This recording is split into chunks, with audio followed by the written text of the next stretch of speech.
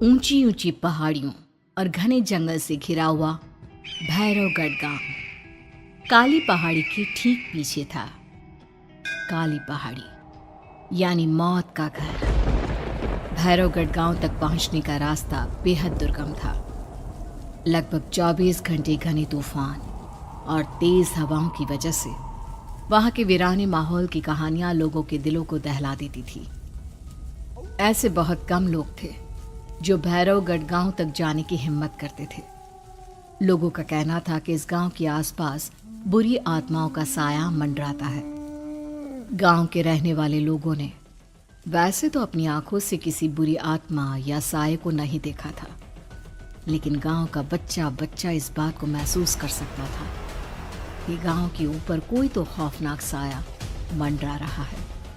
और उसकी वजह ये थी कि उस गांव में जैसे ही कोई लड़का 18 साल का होता, उसके 18वें जन्मदिन की रात ठीक 12 बजे अकस्मात उसकी मौत हो जाती। हर बार ये मौतें बड़े ही रहस्यमयी ढंग से होती और इस बार सरपंच सुमेर के बेटे को 18 साल होने में अब बस 15 दिन बाकी थे। अजी सुनते हैं, हमारा बेटा भी कुछ दिन बाद 18 साल का हो जाएगा। कहीं वो डायन उसे भी खा गई तो। कैसी बातें कर रही हो? जब वो इस गांव में ही नहीं है तो कोई भी डायन या बुरा साया उसका कैसे कुछ बिगाड़ सकता है? उसे कुछ नहीं होगा। हाँ जानती हूँ, आपने उसे पढ़ाई के बहाने इस गांव से बाहर निकाल शहर भेज दिया है, लेकिन ये भी तो सच है ना कि वो बार बार यहाँ आने की जिद करता रहता है। वो चाहे कितनी भी जिद कर ले जानकी, पर मैं उसे इस गांव में कभी वापस नहीं आने दूंगा। मैं नहीं चाहता कि गांव के दूसरे लड़कों की तरह मेरे बेटे की भी अजीबोगरीब ढंग से मौत हो जाए। कभी कभी तो लगता है कि हम सब गांव वालों को हिम्मत करके अपने गांव को इस बुरी आत्मा से छुड़वा लेना चाहिए। लेकिन कौन जानता है आखिर वो खतरनाक साया किसका है? वो काली आत्मा कौन है जो रातों रात हमारे गांव के लड़कों को निगल जाती है? सुमेर और जानकी जब ये सारी बातें कर रहे थे तब रात के लगभग 10 बज चुके थे और हर रात की तरह भैरवगढ़ गांव एक भयानक काले तूफान की आगोश में था। बाहर चल रही तेज हवाएं और बारिश के बीच कभी कभी ऐसा लगता जैसे कोई बुरी तरह से चीख रहा है। किसी के तड़पने और चीखने की आवाजें गांव के कानों में बार बार टकराती, पर वहां रहने वाले किसी भी औरत या आदमी के अंदर इतना साहस नहीं था कि वो अपने घर से बाहर कदम रख के उन आवाजों तक पहुंच सके। सो जाओ जानकी और घर के खिड़की दरवाजे कसकर बंद कर दो।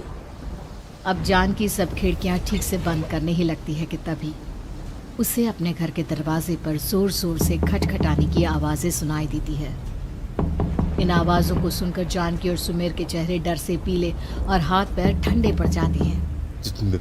जानकी, जानकी, इतनी रात कौन होगा?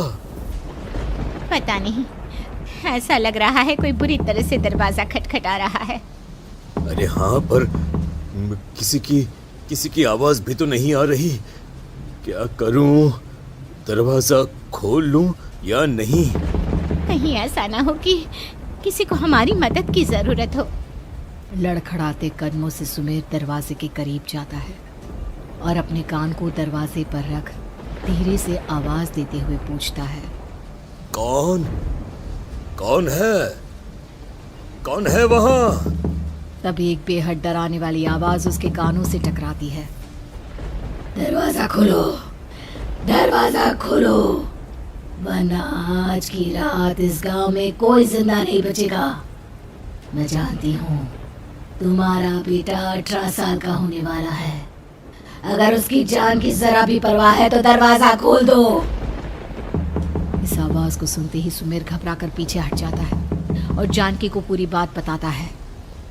कहीं वो डायन हमारे घर तक तो नहीं पहुंच गई? अब हम क्या करेंगे?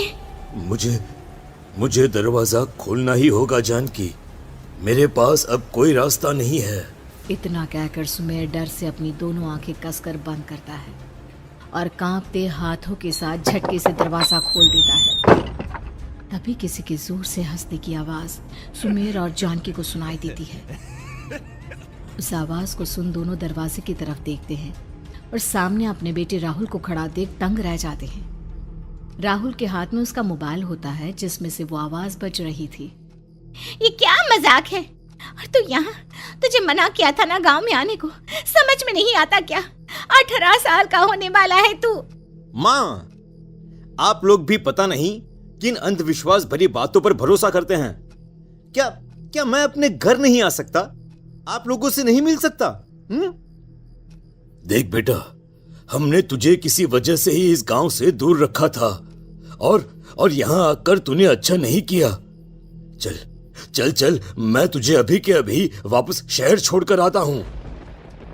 ओफो पापा, आप बेकार की बातों से परेशान हो रहे हैं। बाहर इतना तेज अंधड़ तूफान चल रहा है, कहीं जाने की जरूरत नहीं है। मैं बस आप लोगों से मिलने आया हूं, कुछ दिन रहकर चला जाऊंगा। दिमाग खराब हो गया है इस लड़के का, नहीं जानता कि इस गांव में ये सुरक्षित नहीं है। किसने कहा था तुझे यहाँ आने को? ये आवाजें सुन, बाहर से जो आवाजें आ रही है तुझे सुनाई नहीं देती क्या? अरे माँ, जब जोर से तूफान चलता है, तेज हवाएं चलती हैं, तो इसी तरह की आवाजें आती हैं। ये बहुत नॉर्मल है माँ। नॉर्मल होगी तेरे लिए बेटा। 4 दिन शहर में पढ़कर आया है तो अपने माँ बाप की बात नहीं मान सकता। माँ, मुझे अभी बहुत जोरों से भूख लगी है, पहले कुछ खिला दो, और रात भी बहुत हो गई है। हम इस बारे में कल बात करते हैं, ठीक है? राहुल के वापस आ जाने से जानकी और सुमेर की आंखों की नींद उड़ गई थी। खाना खाने के बाद राहुल तो अपने बिस्तर पर जाकर सो गया, लेकिन जानकी और सुमेर पूरी रात उसके कमरे के बाहर पहरेदारी करते रहे। उन्हें पल पल इसी बात का डर था कि कहीं उनके बेटे को कुछ हो ना जाए। रात बीतती है, सुबह का सूरज निकलता है। अब जैसे ही वो राहुल को नींद से जागते देखते हैं तो उन दोनों के दिल को सुकून मिलता है। अरे माँ, पापा, आप अभी तक यहीं बैठे हैं? क्या पूरी रात सोए नहीं? जिनकी जवान बेटी की जान को खतरा हो, उन माँ बाप को नींद नहीं आती बेटा। बेटा, अब तो वापस शहर चला जा। देखो माँ, मैं किसी जरूरी काम से इस गांव में आया हूं, और वो काम पूरा होने के बाद मैं खुद यहां से चला जाऊंगा। काम? गांव में तेरा क्या काम है? पापा, मैं बचपन से ही इस गांव के बारे में बेहद डरावने किस्से सुनते आया हूं, इसीलिए अब मैं उन्हीं किस्सों के ऊपर डॉक्यूमेंट्री फिल्म बनाऊंगा। रिसर्च करना चाहता हूं कि आखिर सच्चाई है क्या। हे भगवान, लो जी, सुन लिया, और भेजो इसे पढ़ने के लिए शहर। मैंने आपसे पहले ही कहा था, मेरी बहन के पास दूसरे गांव भेज दो। ना ये शहर जाता और ना उल जुलूल की बात इसके दिमाग में आती। जानकी और सुमेर राहुल को समझाने की बहुत कोशिश करते हैं, पर वो किसी की बात नहीं सुनता और अपना कैमरा लेकर गांव की पास वाली काली पहाड़ी की तरफ निकल जाता है। अब राहुल जैसे ही काली पहाड़ी पर पहुंचता है, उसकी नजर पहाड़ी के ठीक बीचों बीच बनी एक पुरानी झोपड़ी पर पड़ती है। यहाँ भी कोई रहता है क्या? ये इंटरेस्टिंग होगा। राहुल की आवाज पहाड़ों से टकराकर उसके कानों में सुनाई दे रही थी। उसने चारों तरफ का नजारा देखकर वहां की तस्वीरें अपने कैमरे में उतारना शुरू कर दिया। तभी अचानक राहुल ने अपने कैमरे में खींची हुई तस्वीर को जूम करके देखा, और उसमें उसे जो नजर आया वो देखकर राहुल के होश उड़ गए। क्या सचमुच उस गांव के ऊपर किसी बुरी आत्मा का साया था? क्या राहुल की जान बच पाएगी? क्या देखा था राहुल ने उस फोटो में जिसे देखकर वो दंग रह गया? इन सवालों के जवाब जानने के लिए देखिए इस कहानी का अगला भाग।